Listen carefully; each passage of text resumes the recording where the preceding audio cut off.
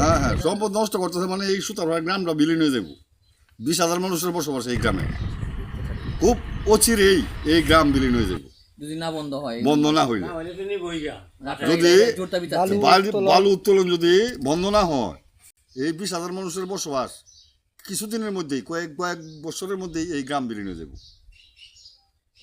প্রশাসনের কাছে নদী ইজারা আনছে, এর মধ্যে 1 নম্বর হলো দিলওয়ার, 2 নম্বর হলো নৃপেন্দ্র চন্দ্র বর্মন, 3 নম্বরে শরীফ, 4 নম্বরে কাবিউল, আরও অনেকেই আছে, এদের সাথে আরও অনেকেই আছে।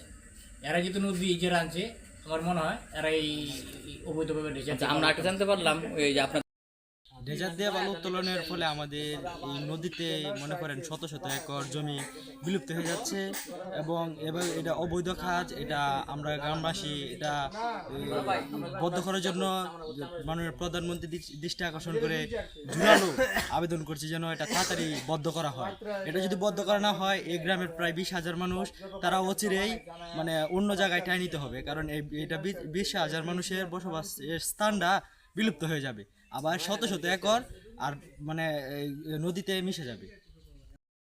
আমি কি বলবো স্টার্ট করতে? জি ফেরিঘাট নিয়ে অতীতে যেভাবে কার্যক্রম চলমান ছিল তার ধারাবাহিকতাতে চলতেছে এটা।